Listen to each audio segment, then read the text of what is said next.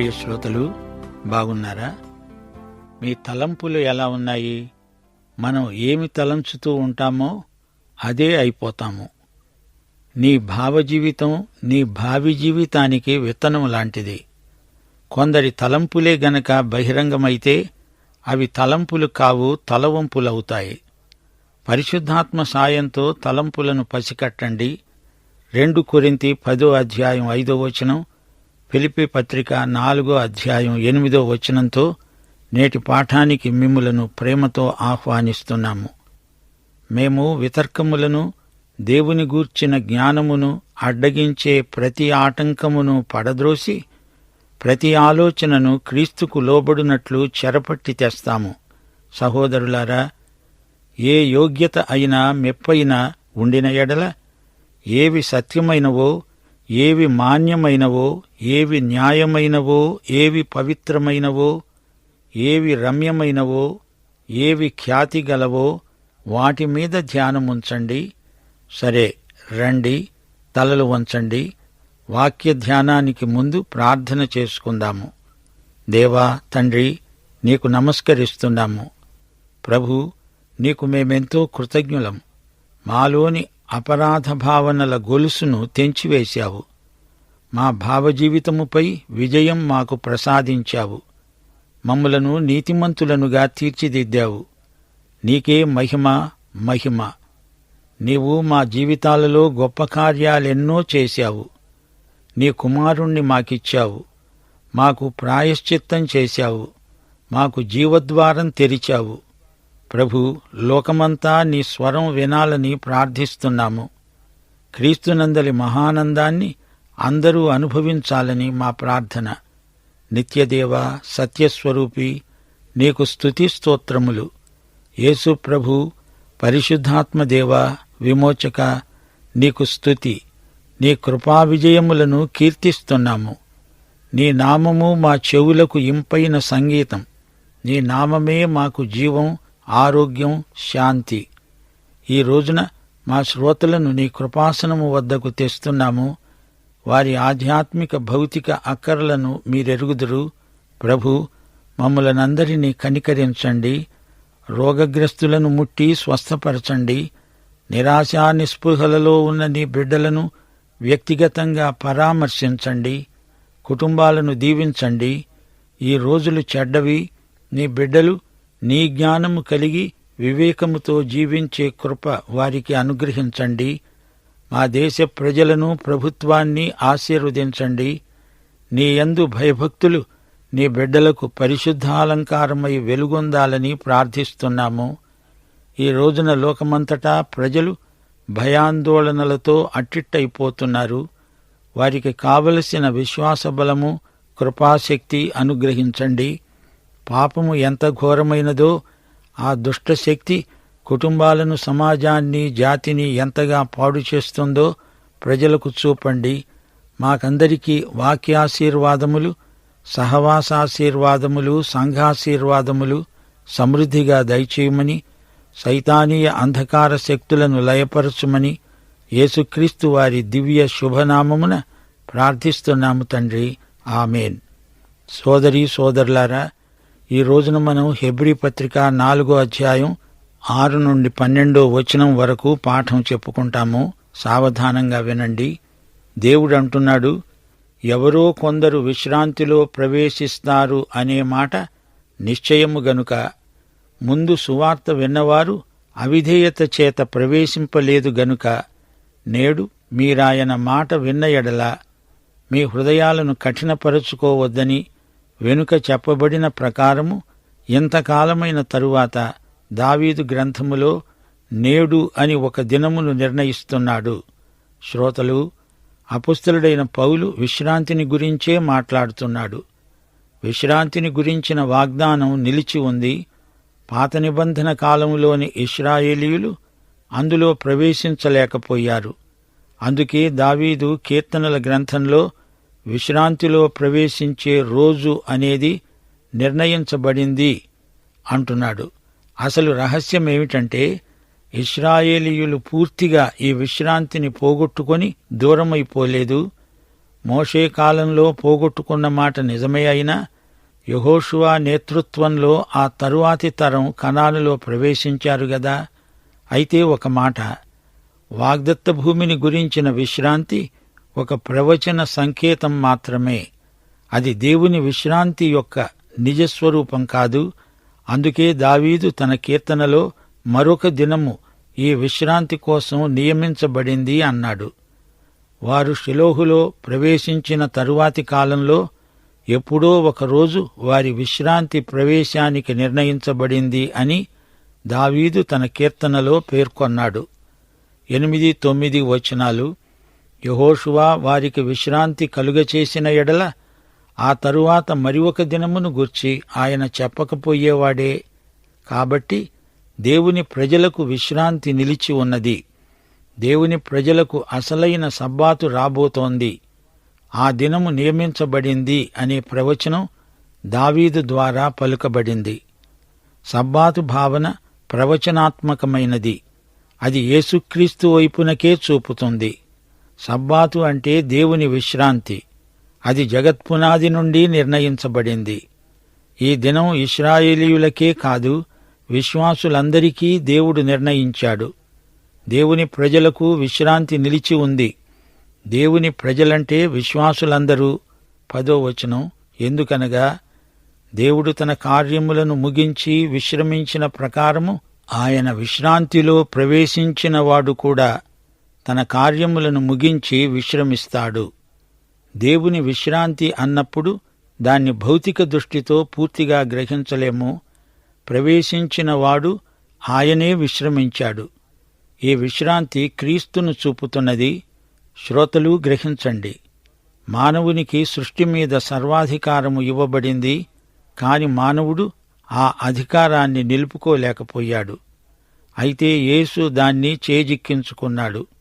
గనుక యేసుక్రీస్తునందు మానవుడు పోగొట్టుకున్నది తిరిగి పొందాడు.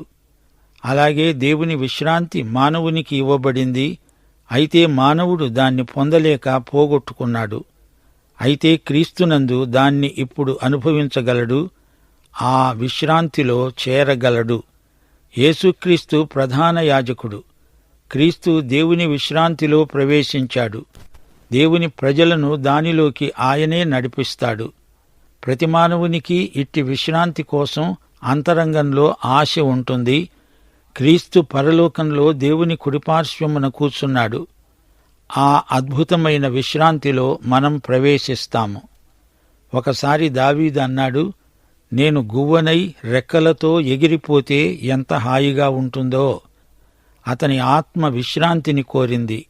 యోబు కూడా తీవ్రమైన బాధామధ్యంలో విశ్రాంతిని కోరాడు. దేవుని యొక్క విశ్రాంతి మనిషికి ఎంతో అవసరం. దేవునితో కలిసి సబ్బాతును అనుభవించే ఆశను ఇశ్రాయేలు జాతిపరంగా వ్యక్తం చేశారు. ఈ సబ్బాతు, శనివారం విశ్రాంతి క్రీస్తునందు కలగబోయే దానికి ప్రవచన సంకేతం మాత్రమే. కనానులో ప్రవేశించటం కూడా పూర్తి విశ్రాంతి కాదు. కనాను కూడా సబ్బాతులాగే రాబోయే దానికి సూచన. ఈ ప్రవచనం తరతరాల ప్రజల ఆశాభావం తుదకు క్రీస్తునందు పూర్తిగా నెరవేరింది. ఆయన మన మధ్యకు అవతరించి వచ్చాడు, మన మధ్య జీవించాడు, శిలువ మీద మరణించాడు, విమోచన క్రియ ముగించి ఆరోహణమై తండ్రి కుడిపార్శ్వమున కూర్చున్నాడు. పని ముగింపే విశ్రాంతి. మనం ఆయన విశ్రాంతిలో ఇప్పుడు ప్రవేశించాము. దేవునికి స్తోత్రం. యేసు మన కోసం ప్రాయశ్చిత్తం చేసి ఆయన విశ్రాంతిలోకి ప్రవేశం సరళం చేశాడు. ఇప్పుడు మనకు దేవుని యొక్క విశ్రాంతిలోకి నిరభ్యంతర ప్రవేశం లభించింది. విశ్వాసము ద్వారా మనం ఈ విశ్రాంతిలో ప్రవేశించగలుగుతున్నాము. పరలోకమందు యేసు మనకు నిత్య నివాసాలు సిద్ధం చేస్తున్నాడు. మనము నిరీక్షించే ఆ నిత్య విశ్రాంతికి సంచకరువుగా ఇక్కడే దానిని అనుభవిస్తున్నాము. ప్రియ శ్రోత, క్రీస్తు పరలోకంలో మనకు ప్రధాన యాజకుడు. ఆయన మహాయాజకత్వ పరిచర్య మనకెంతో ఆదరణ, ప్రోత్సాహం. 11వ వచనం. కాబట్టి అవిధేయత వలన వారు పడిపోయినట్లుగా మనలో ఎవడునూ పడిపోకుండా ఆ విశ్రాంతిలో ప్రవేశించడానికి జాగ్రత్త పడదాము. ఇశ్రాయేలు ప్రజలు పడిపోయినట్లు మనం పడిపోతామేమో జాగ్రత్త. వారిలాగా అవిధేయులు కాకండి. అవిధేయత, అవిశ్వాసం ఇశ్రాయేలు పతనానికి కారణాలు అని చరిత్ర నేర్పిన పాఠం నేర్చుకోండి. వారి తొట్రుపాటును మీరు అనుకరించకండి. 12వ వచనం. ఎందుకనగా దేవుని వాక్యము సజీవమై బలము గలదై రెండంచులు గల ఎటువంటి ఖడ్గము కంటెను వాడిగా ఉండి ప్రాణాత్మలను కీళ్లను మూలుగను విభజించునంత మట్టుకు దూరుతూ హృదయము యొక్క తలంపులను ఆలోచనలను శోధిస్తున్నది. ప్రకటన గ్రంథం 19వ అధ్యాయం 15వ వచనం. ఆయన నోటి నుండి అనగా యేసు ప్రభువు నోటి నుండి వాడిగల ఖడ్గము బయలువెడలుతున్నది. యెషయా గ్రంథం 11వ అధ్యాయం 4వ వచనం. ఆయన తన వాగ్దండముతో కొడతాడు, అది ఆయన పెదవుల ఊపిరి. ఇది దేవుని వాక్యమనే ఆత్మ ఖడ్గం, సర్వాంగ కవచములో ఒక భాగం. హెబ్రీ పత్రికలో దేవుని వాక్యమంటే దేవుని పలుకు, మాట, దేవుని తీర్పు. వెనకటి ఇశ్రాయేలీయులకు ఈ వాక్యమే తీర్పు తీర్చింది. నా విశ్రాంతిలో ప్రవేశించరు అన్నదే ఆ తీర్పు. దేవుని వాక్యము, దేవుని కుమారుని నోట వెలువడే ఈ వాక్యము నాడు నేడు ప్రజల అవిధేయతకు, అవిశ్వాసానికి తీర్పు తీరుస్తోంది. దేవుని వాక్యము సజీవమైనది, బలము గలది, ప్రభావము గలది. దేవుని వాక్యం కార్యకారి, కార్యసాధకం, కార్యానుకూలమైనది. దేవుని వాక్యంలో దేవుని జీవమున్నది. అపొస్తలుల కార్యములు 7వ అధ్యాయంలో స్టెఫను తన ప్రసంగంలో మోషేను గురించి ప్రస్తావిస్తూ అన్నాడు, సీనాయి పర్వతము మీద తనతో మాట్లాడిన దేవదూతతో మన పితరులతో అరణ్యములోని సంఘమందుండి మనకివ్వడానికి జీవవాక్యాలను తీసుకున్నవాడు ఇతడే, మోషే. వాక్య ఖడ్గం పదునైనది. మనుష్యుని అంతరాంతరాలలోనికి దూసుకొని పోతుంది ఈ ఖడ్గం. మానవుని చైతన్యంలోకి దూరి దాగి ఉన్న ఆలోచనలను తీర్పులోకి తెస్తుంది. ఇది చాలా పదునైన ఖడ్గం. జాగ్రత్త. ఈ దేవుని వాక్యాన్ని నిర్లక్ష్యం చేస్తే దేవుని వాక్యపు తీర్పు చాలా తీక్షణమైనది. నీ లోపల ఉన్నదంతా కోసి బయటపడేస్తుంది. ప్రాణమును ఆత్మను విభజిస్తుంది. ఇది ఆధ్యాత్మిక విభజన. కీళ్లను మూలుగను విభజిస్తుంది. ఇది శారీరక విభజన. వాక్య ఖడ్గం ప్రాణమును ఆత్మను గుర్తిస్తుంది, ప్రత్యేకిస్తుంది. దేవునికి విరోధమైన వైఖరులను బయటపెడుతుంది. పాపము మానవుని ఆత్మను, ప్రాణాన్ని, చివరికి కీళ్లను, మూలుగను సైతం కలుషితం చేసింది. శరీరాన్ని, ఆత్మను సునిశితంగా పరిశీలిస్తుంది దేవుని వాక్య ఖడ్గం. మానవుని లోపల ఉన్నదంతా మనం చూడగలిగేటట్లు తెచ్చి దేవుని ముందు ఉంచుతుంది వాక్య ఖడ్గం. మానవుని నిర్మాణం పౌలీయ భావనలో 3 భాగాలు.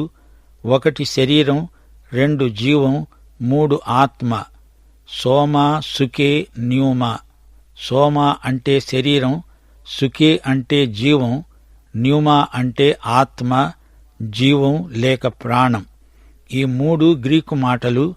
ఆత్మ దేవుని వైపు మొగ్గుతుంది. జీవం శరీరాత్మలకు మధ్యలో ఉంది. ఆత్మకు మనస్సాక్షి కూడా ఉంది.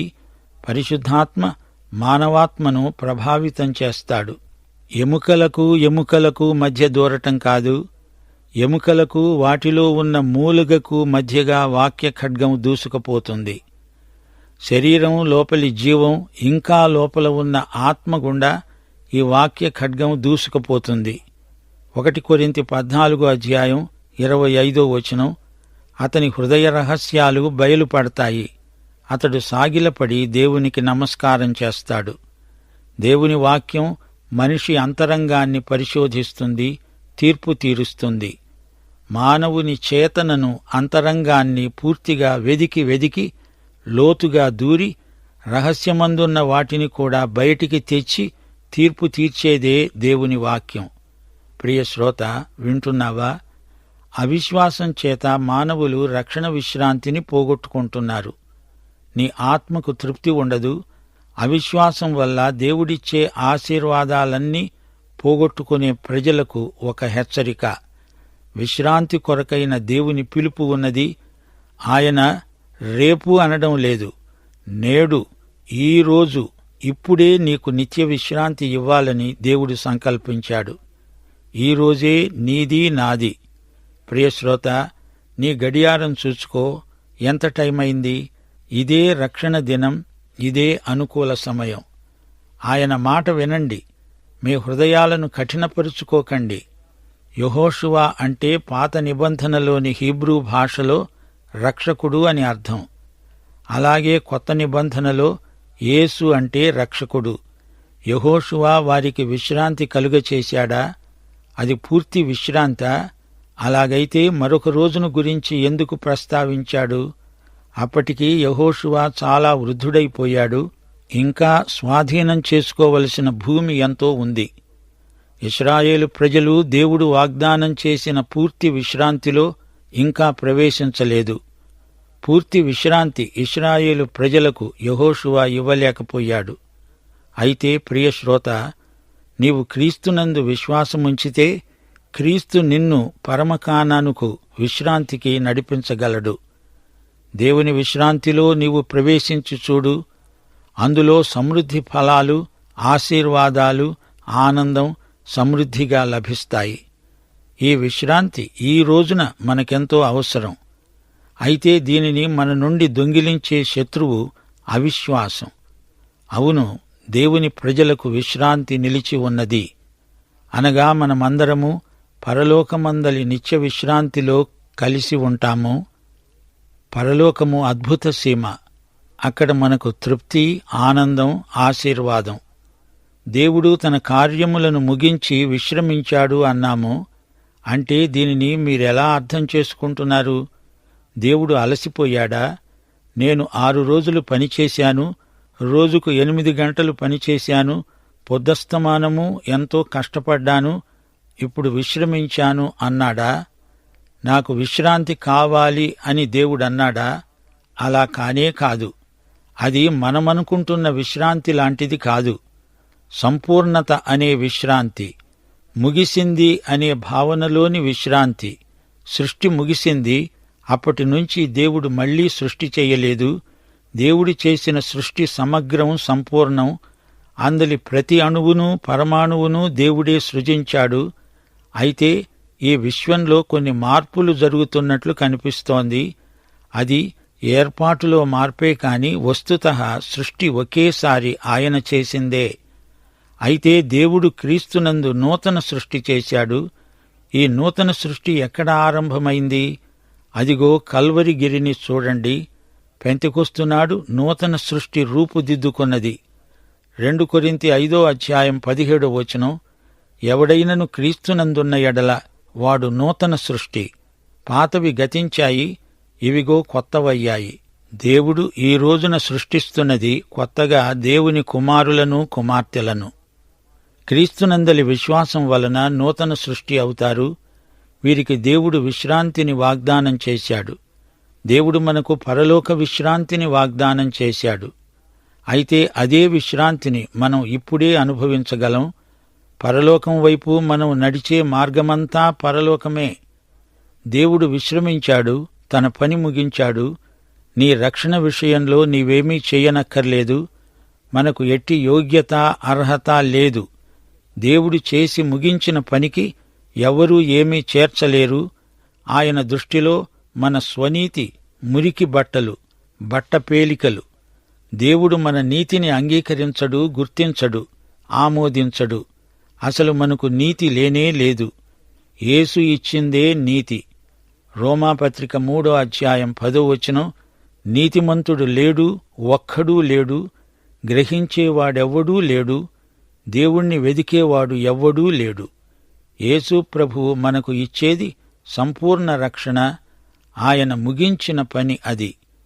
మనము క్రీస్తునందు విశ్వసించగానే నూతన సృష్టి అయ్యాము. అలాగే ఎవరైనా అవుతారు. దేవుని బిడ్డ దేవుని సంకల్ప పరిధిలోనే జీవిస్తాడు. దేవుని విశ్రాంతిలో ప్రవేశించి దేవుని పని చేస్తాడు, ఆనందిస్తాడు. దేవుని విశ్రాంతిలో ప్రవేశించడం ఎంతో ఆరోగ్యకరం. మరియా యేసు పాదాల చెంత కూర్చుంది. మార్త పనుల్లో తలమునకలై ఉంది. మార్తకు సేవ చెయ్యాలనే ఆశ ఉంది, కాని ఆమెకు దేవుని విశ్రాంతి అంటే ఎలాంటిదో తెలియదు. మరియా తన పని సకాలంలో ముగించుకొని యేసు పాదాల చెంత విశ్రాంతిగా ఉంది. మార్తకు విశ్రాంతి లేదు, పైగా నానా హైరానా పడుతోంది. మనలో ఎవ్వడూ పడిపోకుండా ఆ విశ్రాంతిలో ప్రవేశించటానికి జాగ్రత్త పడదాము. అవిధేయత వలన వారు, అనగా ఇశ్రాయేలీయులు పడిపోయినట్లు మనలో ఎవడూ పడిపోకుండునుగాక. అవిధేయత చేత, అవిశ్వాసము చేత వారిలాగే పడిపోకండి. మన ప్రభువు ఎంతైనా నమ్మదగినవాడు. దేవుని వాక్యము రాయబడింది, పలకబడింది. ఇది సజీవ వాక్యం. దీనికి రెండు వైపులా పదునుంది. ఇది ఖడ్గం.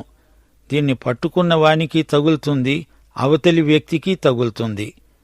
1 తెస్సలోని పత్రిక 2వ అధ్యాయం 13వ వచనంలో పౌలన్నాడు, మీరు దేవుని గూర్చిన వర్తమానము మా వలన అంగీకరించినప్పుడు మనుష్యుల వాక్యమని ఎంచక అది నిజముగా ఉన్నట్లు దేవుని వాక్యమని దానిని అంగీకరించారు.